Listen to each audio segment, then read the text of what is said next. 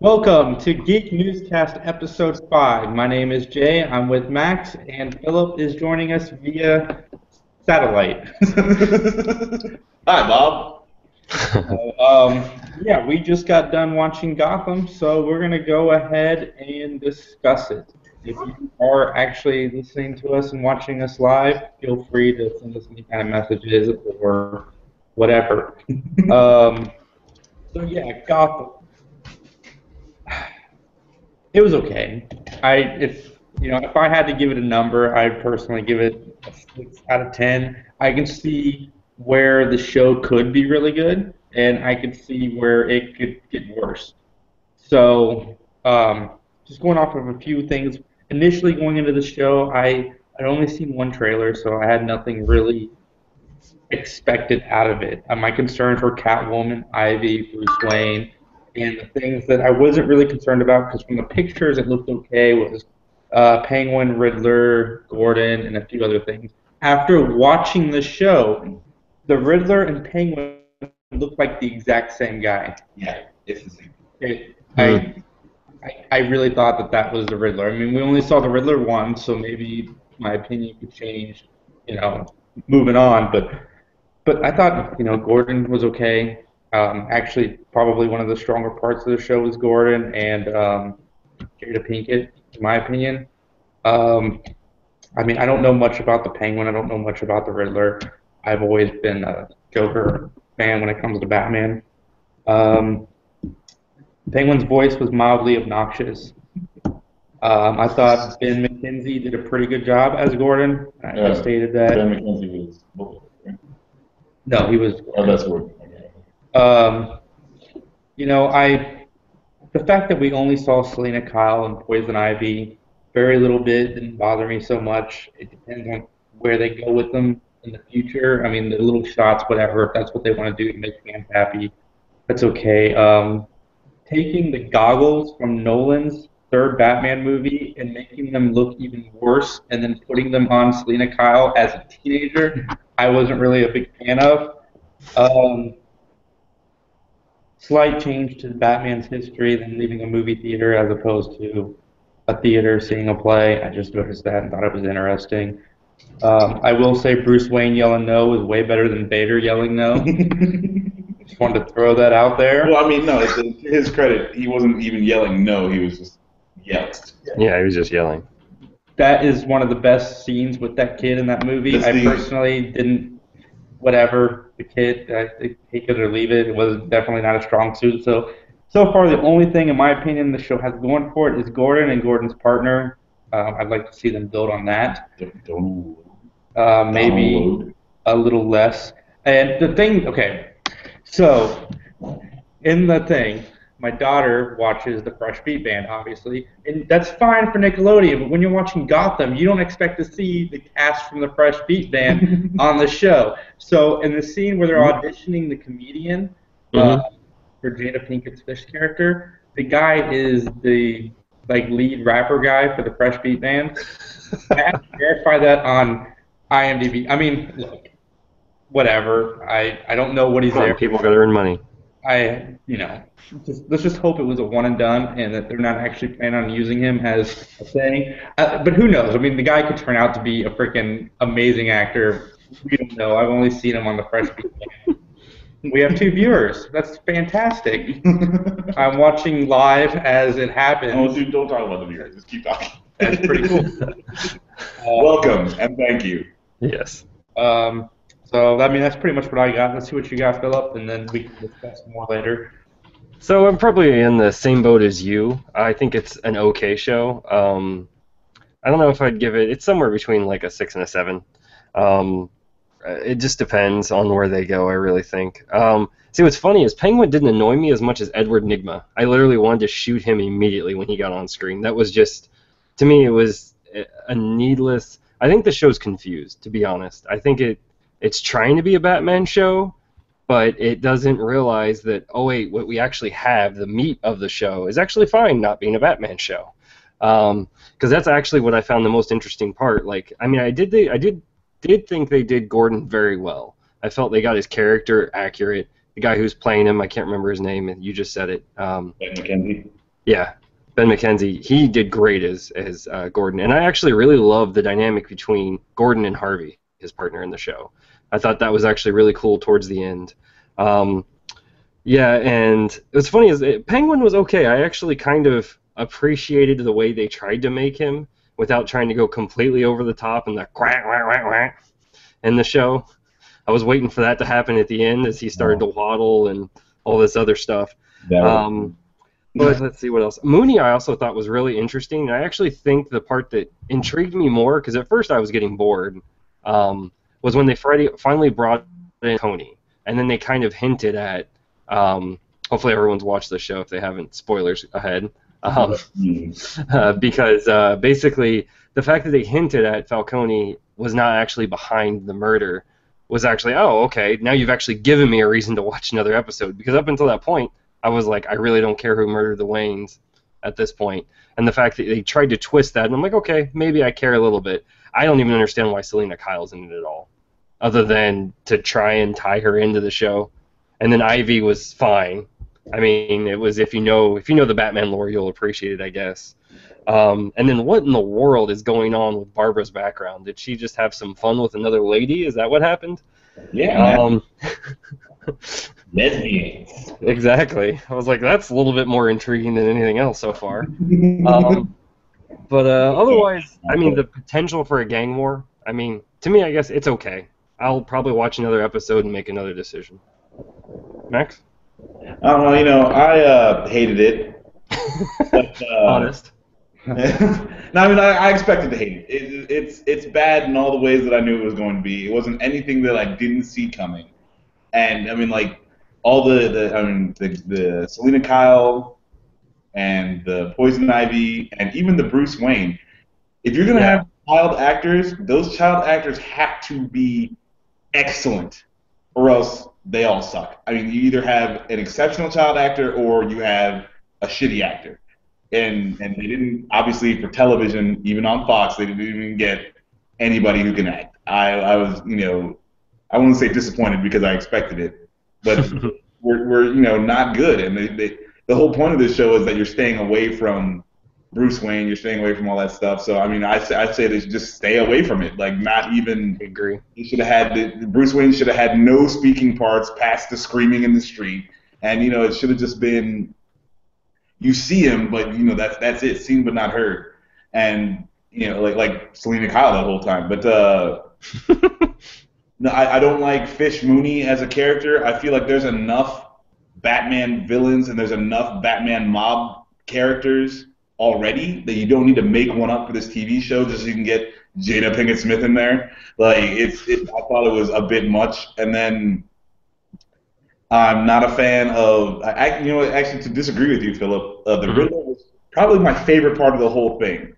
I like that he's working with the cops. I like that he's always trying to put his little riddles in there and make everyone play his little game, even though he's just like a CSI guy and no one really gives a fuck. Yeah. But, I like the Riddler. I thought he was the only one really true to character. Yeah. Yes. True to the comics. Right. And that you were annoyed and that you don't like him at all, I thought that was dead on. Like, it's perfect. They hit it. They hit the right spot with the Riddler. Gordon is okay. I mean, the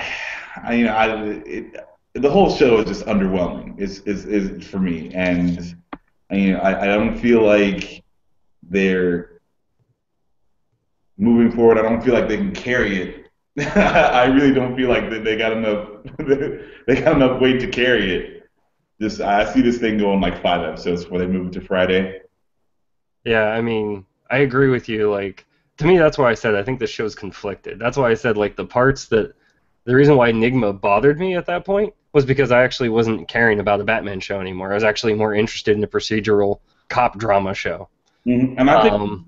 And that's the part that I think they actually did well, and I think they're trying to shoehorn Batman in there and going, all right, here you got a Riddler there, and we just introduced the Penguin, we just introduced Ivy. All right, you all keep watching. Hey, there's Catwoman just in case. That's cat teenager. I agree. It's terrible. It's bad. They throw stuff in there just to be like, hey, it's really a Batman show. Exactly. Like, Yeah, hey I guys, agree with you. it's a Batman show, I, and See, there's Poison Ivy right there. She's yeah, a kid. Don't even forget. yeah, but like like they just Poison Ivy is some random mugger's daughter, and it's like I don't know, man. Like I don't like how they're doing half of these origin stories, and I mean, and it's not even really stuff that's set in concrete. That's why it makes me mad. It's just that if it's an origin story, then make it good, and the story that they're telling is not, and that's my main problem with it is that you're throwing all these Batman things in there just to shoehorn them in, just like hey, and you're distracting from this could be a good show. This could be a good cop show, the same way The Dark Knight was a good cop movie. mhm. It's Batman, and they're not doing that. They're halfway in between, one foot in, one foot out, and they don't know what they're doing. Yeah, I agree with you. I'll be surprised if they do go very long on prime time slot that they're in, unless they change dramatically. But it's kind of too late now. Well, I mean, like with the kids and stuff like that going on. Hopefully, you don't even see them anymore. They're like, I understand for the first episode, you're gonna have a little more Bruce Wayne, even though you only did actually spend like a minute and a half Yeah, on screen. But I understand, they can take it and move more towards the procedural drama, the more the cop stuff, and stay away from the Batman stuff. But I don't know. I didn't like it, man. It was. no, I understand. I mean, I wasn't a big fan. I mean, I'll watch another episode, but that's it. If this show was coming on HBO, it would be awesome. But it's coming on Fox, so With kids, though. whatever. Man. HBO doesn't care. That's why I love them. Jason, anything else? Yeah, I mean, I agree. I agree with Max and you in the sense that I thought the first episode was extremely underwhelming. It Yep. was, I could see where they could fix it in the second or third episode, but I don't think they will. I think we're going to see more of these little cameos, probably at least until, I mean, who knows how many episodes they've shot so far? Probably 6, 7. more So than it can be, then before they can even start adjusting the show, and by then, it's either you're on or off. And last year with Agents of Shield, I was off within the first 3 episodes because it was underwhelming, and I'm going to go back and get caught up just specifically so we can talk about it on here. But I mean, Gotham. If we weren't doing this, I'd probably, I mean, it'll be next week. I would watch it with or without the podcast, and then just make my decision. But right now, it's not looking promising. Yeah, I mean, I liked Falcone also. I really like that actor. I did too. I don't remember his name to play it, but yeah, I liked Falcone. He was good, but he was only in it for a minute and a half, and he only had to bring it for 4 whole lines, and it's like okay, well if that's the best part of the show, and if my 2 favorite parts of the show were Edward Nygma and Falcone, that amounts to 45 whole seconds of screen time. And that's terrible, right? I mean, no, it's just it's weak. I don't see them. I mean, they're being on Fox, being on at 8.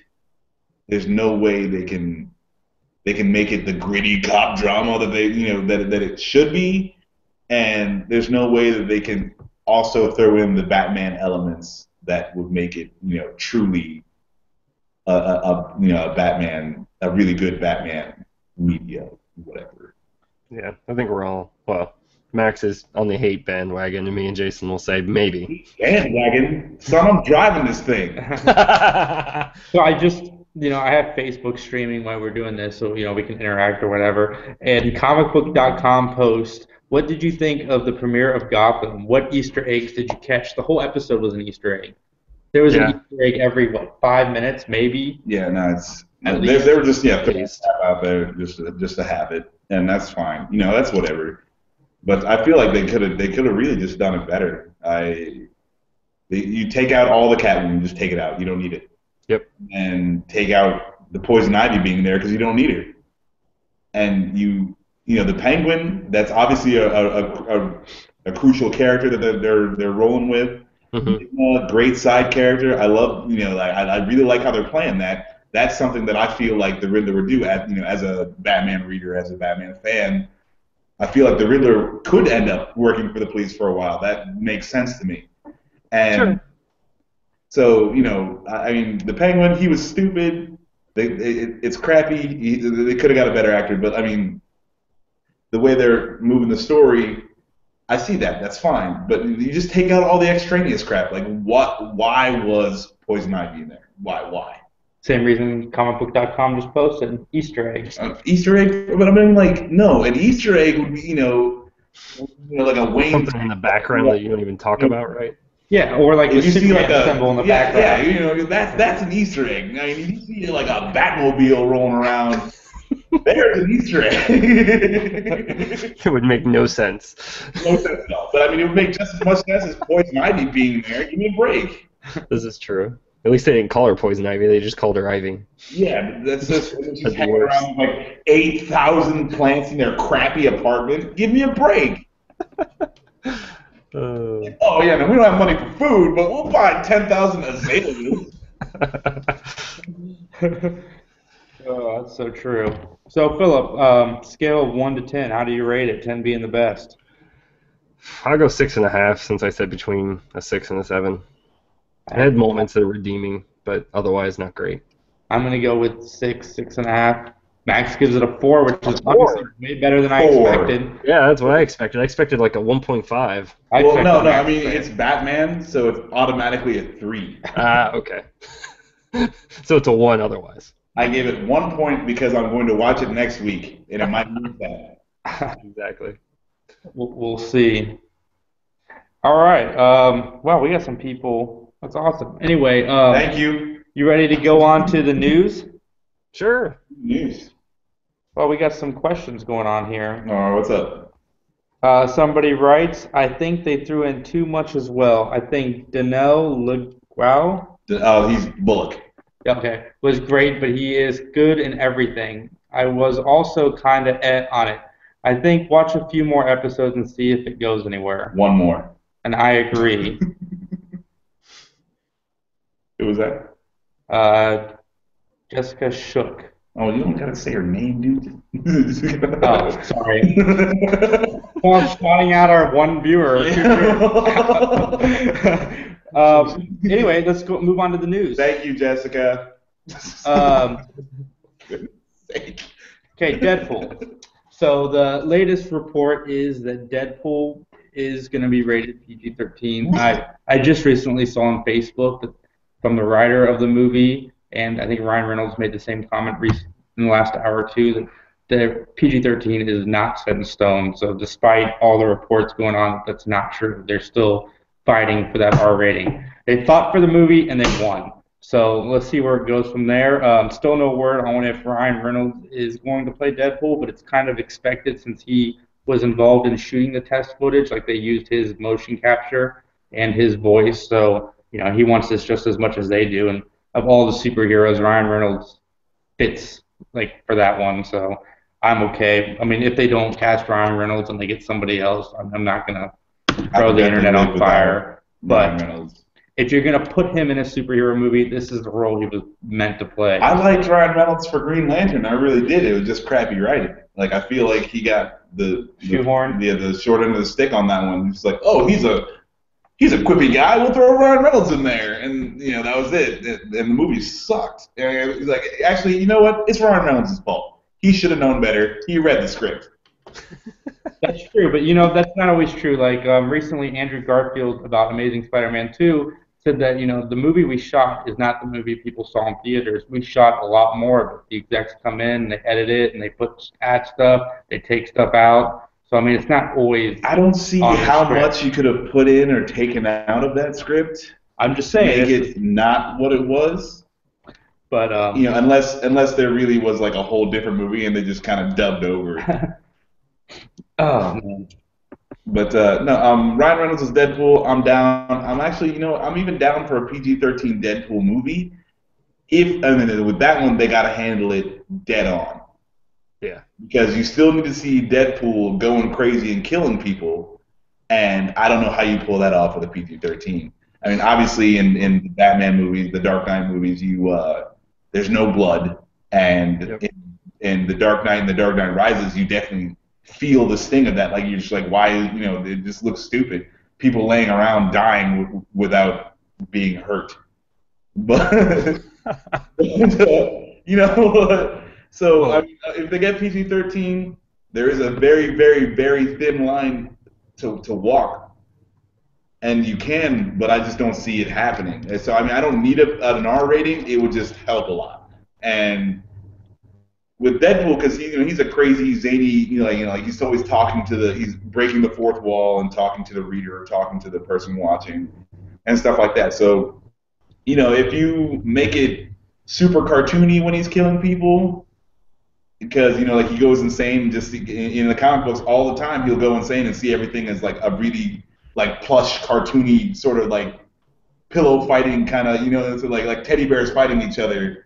Except, like when their guts come out, it's all blood. Mhm. But, Yeah. but so they could do something like that and keep it PG-13.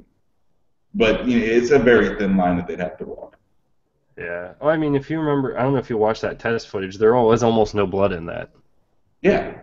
And so, I mean, and it looked okay. I agree with you. I don't know how long they can hold that on, if they can do like an hour and a half of that and it works or not. But so I think what they could also do, hopefully they try it, which is the whole letting him cuss, but just beep it out, because that would also fit with the movie. That would so fit out, because he could even point to that. Like, Yeah. what? Oh, yeah. What? They're beeping me out? What's going on here? Exactly. Pardon? That's it exactly. I mean, like to add on to what you just said, Deadpool will be cussing in this movie. I have a feeling it's just whether or not we'll hear the beeps or they'll let him get away with it. And if they want to play up the comedy angle, then I mean, we'll get the I beeps. say for the comedy is the beeps are it works, and that's not bad. But how do you I just don't know how you get over the gratuitous violence. That's what. I don't know. You make pencils disappear off screen. Yeah, That's a nice reference, Philip, by the way. Okay, it's gone. Figured it was fitting. Go ahead, Let's Jason. move on to some Robert Orci news. Robert Orci is officially out of the Power Rangers movie. He is no longer producing and, carrying the project, which was his project. This was his thing. So, Star Trek starts filming in 6 months, which is rumored to be a lot sooner than he was expecting and the cast was expecting. They want to try to get it out in time for the anniversary. So, he is now in active pre-prep for that and has dropped out. No word on his replacement. And what's that? I said, or if they're, are they trying to carry on, or I have no idea. On the back burner? Yeah, I want to see this Power Rangers movie. I'm 100% down for this Power Rangers movie. I really hope it doesn't get just thrown on the back burner. I saw Pacific Rim. I know what they can do with the CGI. I want to see the Power Rangers movie. Oh man, I have not seen Pacific Rim. It is sitting next to my TV, and I plan on watching it this week, along with Dread. Okay, now, do you enjoy giant robots? Yeah. You're gonna love Pacific Rim. Yes, exactly. They know when to cut out the dialogue. Like a Transformers movie, only with the actual robots. Yeah, no, it's like a Transformers movie, except it was entertaining. Yep. And I mean, I don't know if I want to say good. Better. But better. That's the easier way to go. Same subject. Apparently, Robert Orci is actively trying to get Leonard Nimoy and William Shatner involved in Star Trek 3. And my only thought there, and the first thing that came to my mind when I read it, is they plan on closing out the trilogy. And in any good trilogy, the events set up in the first movie, they usually, wrap up by the third movie. So maybe a timeline fix by the end of the movie, or something. I mean, that's the first thing I think of when I hear those two names involved. Because Kirk dies in Star Trek 7. Sure, but how are they going to? I don't even think they're going to bring him in. I mean, this is you in 30 years. We promise. We swear. look how fat you got. Or Yes. Spock returns to the future at the very end, and the events have changed. Yeah, I And mean, like they Shatner's played sitting there. around. They played around with the time travel in the first movie, so it's obviously an option. Yeah, but without, I don't know, without Abrams, that's dangerous. Well, I mean, no. I mean, you got to give whoever credit, or not credit, but you got to give them a chance. You can't just automatically say that just because J.J. Abrams is involved or whatever that it's going to suck. I mean, yes, there's a 98% chance of that. You still got to give them the benefit of the doubt so far. They've really handled the Star Trek movies well. So, who's to say that they don't keep going forward in that same vein? As far as throwing Shatner in there, why the fuck not? I mean, have some fun. You know, that guy, he's been doing it for how long now? 80 years? And, and you know, you threw Leonard Nimoy in there. I don't see how you can argue against William Shatner if Leonard Nimoy is already in the series. Well, the bigger question would be why isn't Nimoy hanging out with Shatner then, if that really were the case? I mean, because yeah, if it's like 30 years, you're like okay, 30 years later, and they're buddy, they're all drinking a beer around a bonfire somewhere, and they're just like, yeah, man, remember that time where I banged like 4 chicks and you came in, and no, it's like, nah, just throw stuff in there, and let's see what happens. I say throw them all in there. I know Uhura's still alive, and Takei is still kicking, so I mean, get in there. Reunion at the end of the movie, as Yeah, they're all why sitting not? around drinking. Yeah, why not? I'm indifferent, honestly. The last one was okay for me. We'll see what they even bother to do. I mean, because if they're going to do that time loop reclosing, that means they're going to reboot it again. Well, not necessarily. They can just continue with the rest. They're just Well, I mean, closing because the Spock storyline. they already got to go back in time and save Captain Kirk somehow. So I mean, Yeah, that's what I'm saying. Yeah. Head's exploding, but we'll see. yeah, Not too worried. and it's probably just going to be Back to the Future 3. Exactly, that's what it sounds like. Back to the Future 5, Star Trek. Yes. All right, moving on. Lasers to stun. The superhero TV show that we spoke about last week has found a network. It's going to be on CBS. Now, anybody that's watching us right now, when you hear the Supergirl TV show, your first instinct is, of all the DC properties, this fits on the CW. They already have Arrow and they already have Flash.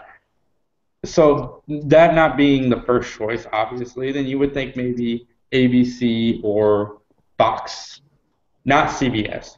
CBS is known for their traditional comedies like Two and a Half Men, Big Bang Theory, and How I Met Your Mother, and procedural shows. I mean, they are the king of procedural shows.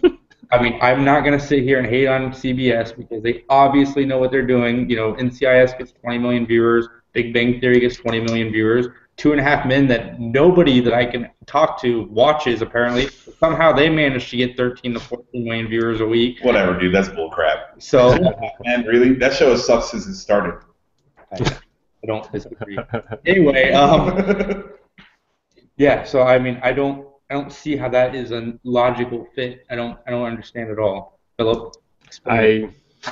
I can't explain it, sir. I mean, it doesn't make any sense. Maybe it'll be, I don't know. All I can think of is the demographic that CBS gets. How does this tailor to our parents? Because that's what that channel's been aimed at for years. Maybe they're trying to skew younger. I don't know. I don't see it being a procedural, but then again, who knows? Maybe they'll surprise us. Maybe it'll be awesome.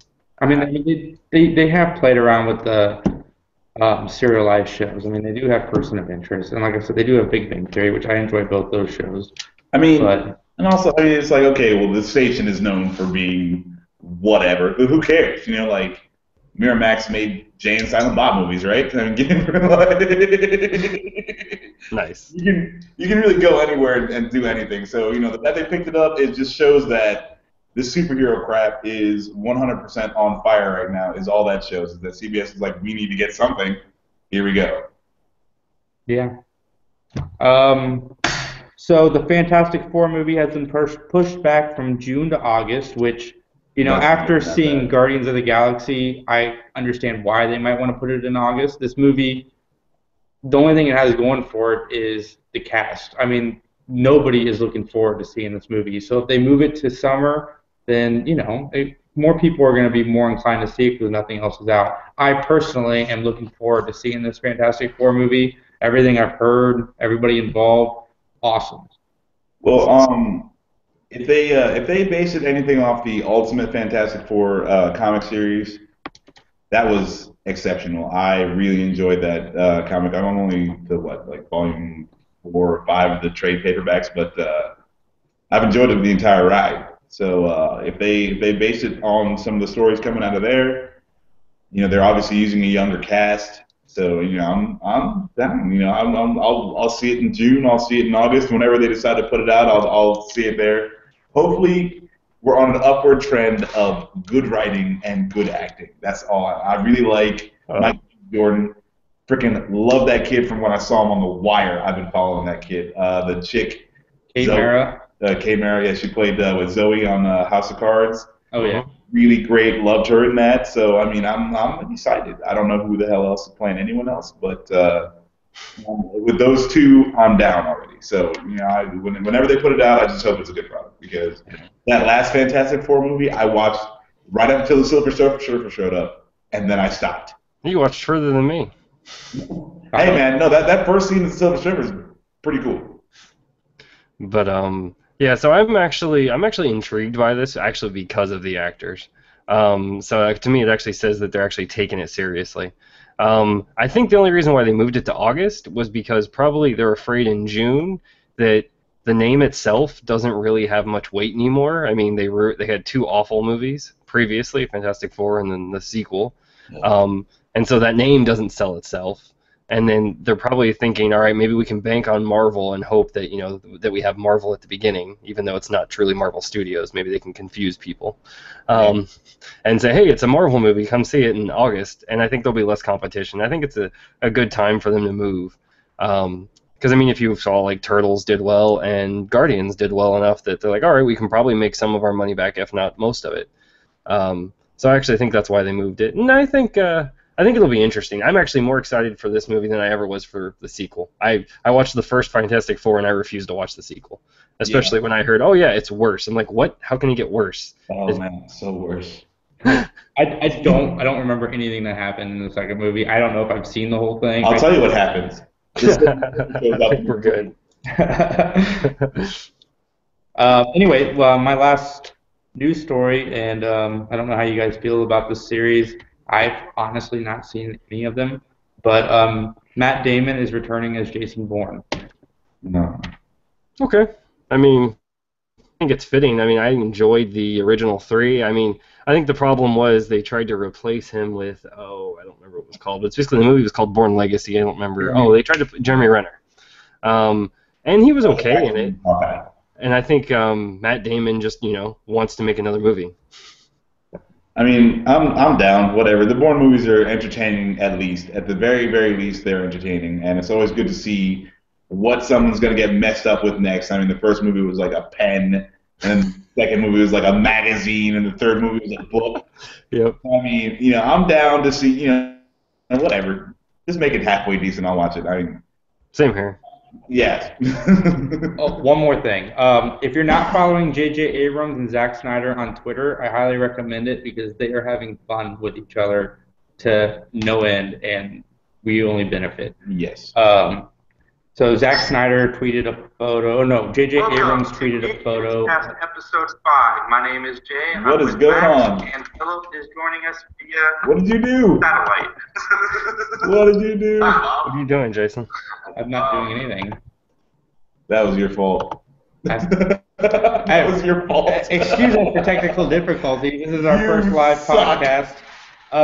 Yeah, way to play your own podcast while you're doing the podcast. You saw. I have no What a Star Trek moment. Hey, you just sit right next to me. Nothing. No, I saw you mess everything up. That's what I saw. Oh. So what were you saying about the tweets? So yeah, they've been tweeting out photos, and the latest one, J.J. Abrams tweeted out a photo of the Millennium Falcon with the Batmobile attached to the bottom of it. This came out after the reports that the Batmobile had been stolen. Yeah, that was great. That was great. They parked the Batmobile on the set police impound lot. And Nice. where's the Batmobile? And it had gotten impounded. which is awesome. Yeah, that's great. If I was a cop, I would definitely impound the Batmobile.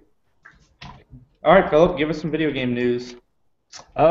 So really and truly, I mean, we have 2 new games coming out. Not this week. This week, I think really the only thing didn't really find it interesting, so I didn't want to talk about it. But Disney Infinity 2.0, I think the Marvel piece of it is going to be more intriguing for adults and that kind of geek. I think it'll still sell to kids like the first one did, and I just think this one will make it more fun for fathers to play with their kids. So what I'm actually going to talk about is stuff that's coming out next week. Shadow of Mordor, which is actually a new game based on Middle-earth. It's actually going to take place between The Hobbit and Lord of the Rings trilogy. And what it is actually it's a Ranger of Gondor is murdered as he was trying to protect basically Mordor from being, I don't remember if it's from, I think it's from, oh gosh, why am I forgetting his name? Oh, okay, but anyways, so trying to protect Mordor from actually getting entered by the Dark One, and I can't think of his name right now. Pardon? Sauron? No, the Sauron.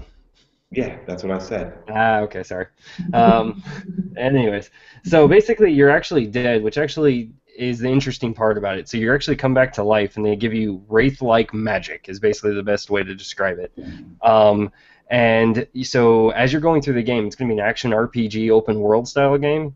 And as you actually go through it, you have to choose either Ranger, which is traditional stealthy kind of stuff, or you choose your Wraith, which your Wraith actually allows you to control people. You can go into like orcs' minds and make them do things. You can actually make them decide to revolt against their own orc crew and actually try and assassinate people in their own thing.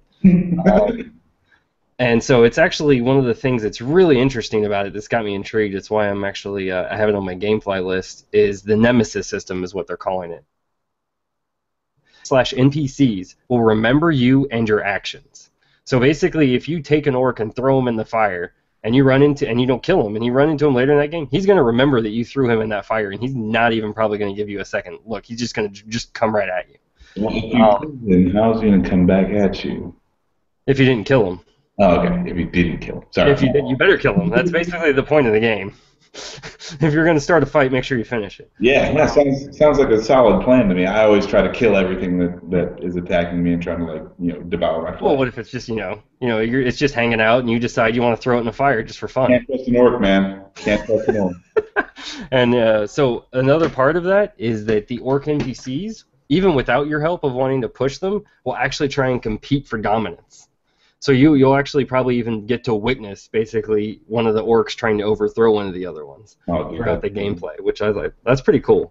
The only thing I will say for the true Tolkien fans is this follows the movie universe. It does not follow the book universe. So they've taken some liberties because I guess the timeline in this isn't accurate. And the fact that no human has ever come back to life. I figured to just mention that just for anyone to know.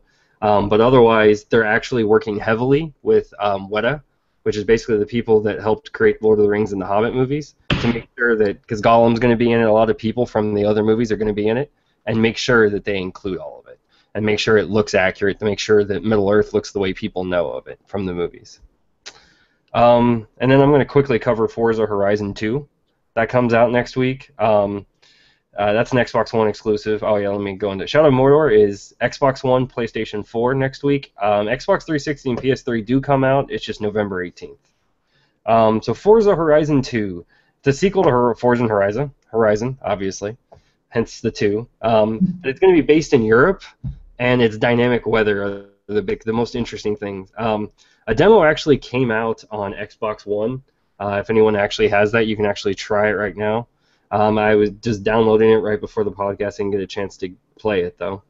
And so from what I heard, this is actually going to be a really interesting open world simulation game. I used to love Forza. I might give this one a try from the demo. If the demo sells me, then maybe I'll go further. But otherwise, I don't really see this one attracting me. But I think if you really like your simulation driving game, I think this is right down your alley. Awesome. Quick question. Have you heard about the Batman Arkham Knight pushback? And yeah, to June 2nd now, I believe. Yeah, how mad does that make you? Because it makes me absolutely furious. Well, so I gave up caring when it was supposed to come out next month. and then they moved it to February, and then I was getting ready to look that up today, and I was like, oh, wait, oh, it come out in June. I'm just waiting for it to, not to come out till 2016 at this point. Yeah.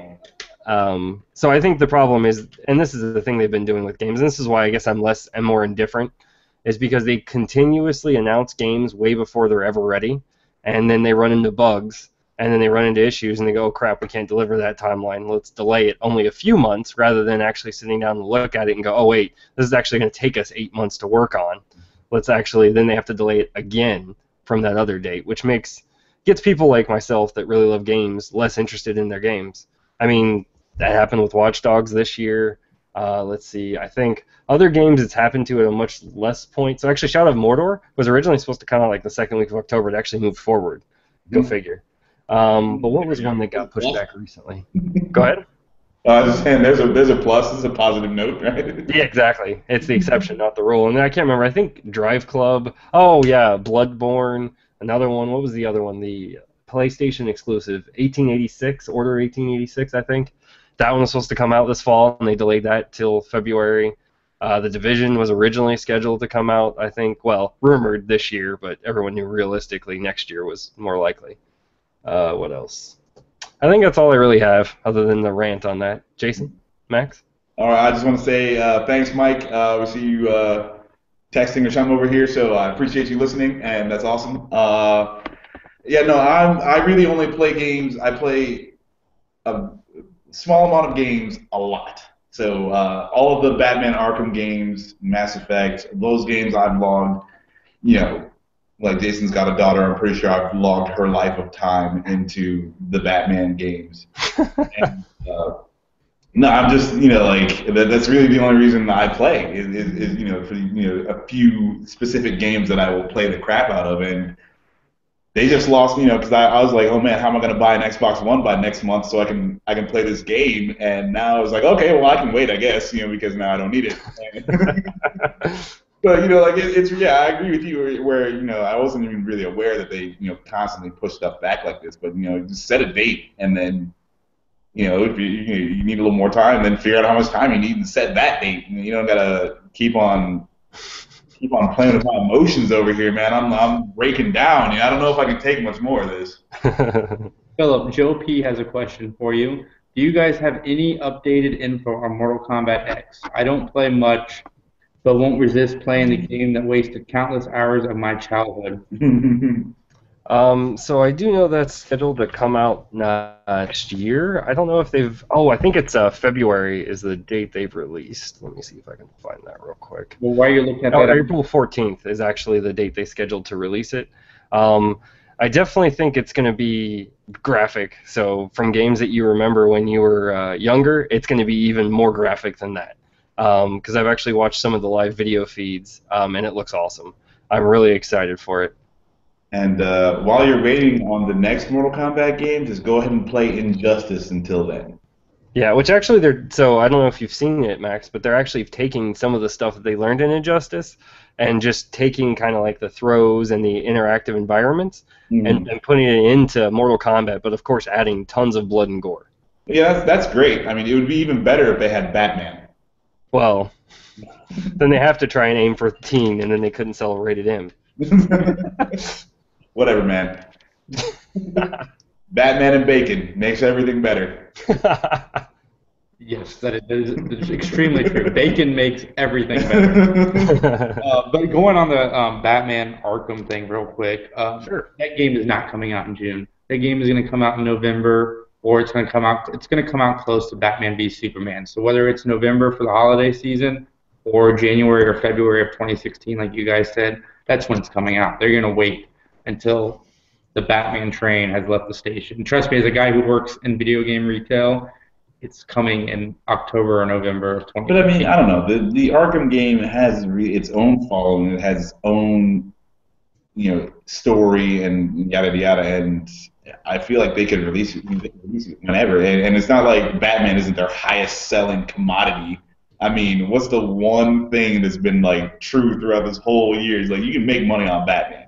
You throw the bat symbol up there, and people are gonna pay attention. And they don't need to I understand, if it was a game off of the movie, obviously you don't want to release that before the movie comes out.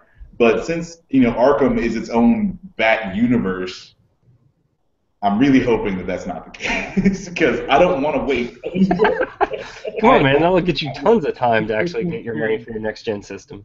The only games you get in summer. Come on, man. You watch that trailer, dude. You watch that trailer. It's so good. But I'm kind of in between. Like, I agree with you, Max. So the main reason why I agree with you is I think that Warner Brothers, the video game studio, is going to want to make money on this. Rocksteady's been working on this for over 3.5 years, and if they continue out that long, it's like 4 years. There's almost no way, unless it sells like nobody's business, that they'll recoup the cost that they'll feel.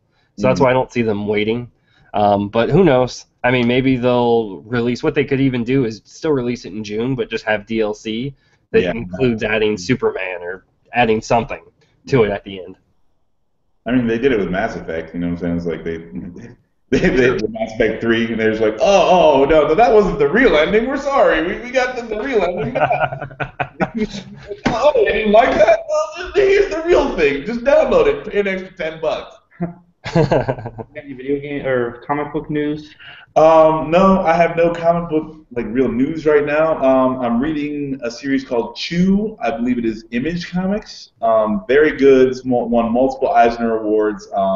It's a real fun series. So if you'd like to pick that up, go ahead. I'm also going to start the Death of Wolverine here pretty soon. I've been waiting to get on that just because I like to have a little more material before I start reading. But Chew's great. I love it. It's a real fun, zany kind of look at life. I'm not going to go too much into it because it sounds stupid when you say it out loud. So just read it.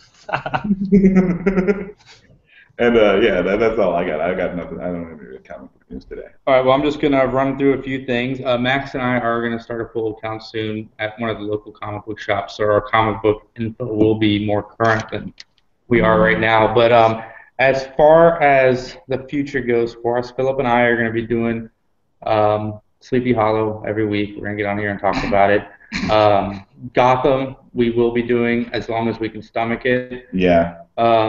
As far as TV goes, Max will be getting on here, and I think he's going to bring in a friend from the outside to do the Doctor Who podcast because I'm not up to date, and neither is Philip. And our next comic book club meeting will be what's that? Chris? Our next comic book club meeting will be at the Columbus Comic Con. It'll be on the Sunday. We don't know the exact location, but me and Max are going to try to finagle some stuff, so maybe we can get ourselves into a room. We're going to start reviewing movies too. We're starting with episode 1. That should come in the next few weeks. Right now we're working on our website, so we've got plans for the future. We are going to be on iTunes by the end of the year if I have anything to say about it. And we shall move. Hopefully on iTunes by November is actually our goal. But I was listening to a couple of different podcasts, just a couple of nerdy kind of podcasts to see what's out there. We're way better than that. I do want to send a shout out. We've gotten 6 new subscribers since we started this on our YouTube channel. Thank you, everyone. Yes, thank you. If you haven't subscribed to our YouTube channel, please do so. Like us on Facebook. We'll send you the updates. Like us in real life. We're good people. And if you want to join us and do some of this, because I know some of our friends do podcasting, they're more than welcome to get in contact with us, and we'll definitely throw you into the group hangout. So anytime we can geek out with some friends would be awesome. So, I'm Jay. I'm with Max, and that was Philip, and have a good night. Thank you for listening to our live broadcast. Thanks, everyone. Next Monday at 9. That's your Geek News.